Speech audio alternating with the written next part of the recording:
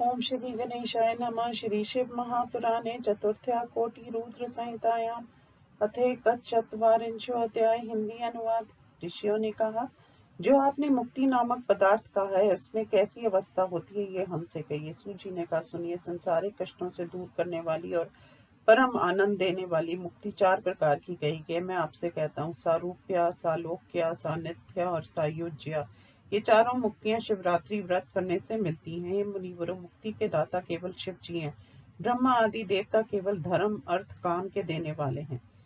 ब्रह्मा आदि देवता त्रिगुणों सत्व रज तम के स्वामी शिवजी त्रिगुण से परे हैं।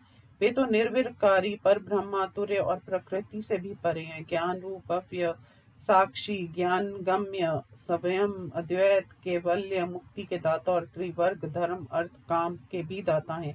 केवल्य नाम वाली 5वीं मुक्ति मनुष्यों के लिए स्वरथा दुर्लभ होती है। हे ऋषिवरों, उसके लक्षण को मैं कहूंगा, आप सुनिए। जहाँ से सब कुछ उत्पन्न होता है, जो इस संसार का पालन करता है, जिसमें ये विलीन हो जाता है और जिसके कारण ये सब व्याप्त है, हे मुनिवरों, वही शिव स्वरूप है। उसी के को वेदों में सकल साकार तथा निष्कल निराकार कहा गया। उस स्वरूप को ब्रह्मा, विष्णु, सनक, सनंदन, सनत कुमार आदि तथा नारद भी नहीं जानते। व्यास, व्यासपुत्र, शुक देव, मुनीश्वर, उनके पहले के सभी देवता, वेद तथा शास्त्र भी उस स्वरूप को नहीं जानते। वह सत्य तथा अनंत ज्ञान है, जिसे सच्चिदानंद कहते हैं। वह निर्गुण, निरूपधारी, निरूपाधि, अव्यय, शुद्ध एवं निरंजन है। वह ना लाल है, ना पीला है, ना सफेद है, ना नीला है, ना छोटा, ना लंबा, ना स्थूल, ना सूक्ष्म ही है।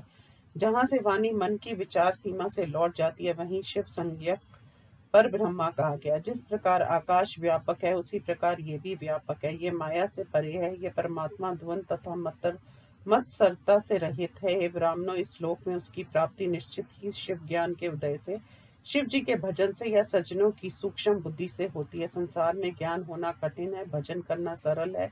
अंत, हे ब्राह्मणों, इसलिए मुक्ति प्राप्त करने के लिए शिव जी का भजन करो। शिव जी भजन के अधीन है।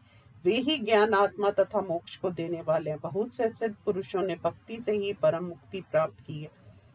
शिव जी की भक्ति ही ज्ञान की माता है और वही सदा भुक्ति मुक्ति को देने वाली है। जिनकी कृपा से वह भक्ति सुलभ होती है, उसका उत्तम लक्षण है उन शिव जी के प्रति प्रेम के अंकुर की उत्पत्ति का होना। हे ब्राह्मणों, वह भक्ति सगुण तथा निर्गुण भेद से अनेक प्रकार की होती है। उनमें जो शास्त्र विधान से पूर्ण है तथा जो स्वाभाविक है, ये दोनों उत्तम है। औरों की चर्चा आगे की जा रही है। और वह नैष्ठिकी अनैष्ठिकी भेद से 2 प्रकार की कही गई है। उनमें नैष्ठिकी भक्ति के 6 भेद हैं। दूसरी एक ही प्रकार की होती है। उस नैष्ठिकी भक्ति को पंडित लोग विहित अविहित भेद से अनेक भेदों वाली कहते हैं। उनके अनेक भेद होने के कारण उनका यहाँ वर्णन नहीं किया जा रहा है। वे दोनों भक्तियां श्रवण आदि भेद से 9 अंगों वाली हैं। वे शिव जी की कृपा से बिना कठिन है और उनकी कृपा दृष्टि हो जाने पर अति सरल है। हे ब्राह्मणों, भक्ति और ज्ञान परस्पर भिन्न नहीं है। इसका वर्णन तो शिव जी ने कर दिया था, इसलिए उनमें भेद नहीं करना चाहिए, क्योंकि उन दोनों के आचरण से सदा सुख मिलता है। हे ब्राह्मणों, भक्ति का विरोध करने वालों को ज्ञान की प्राप्ति नहीं होती। शिव जी की भक्ति करने वाले को शीघ्र ही ज्ञान प्राप्त होता है। ये मुनिवरों, इसलिए शिव जी की भक्ति करनी चाहिए।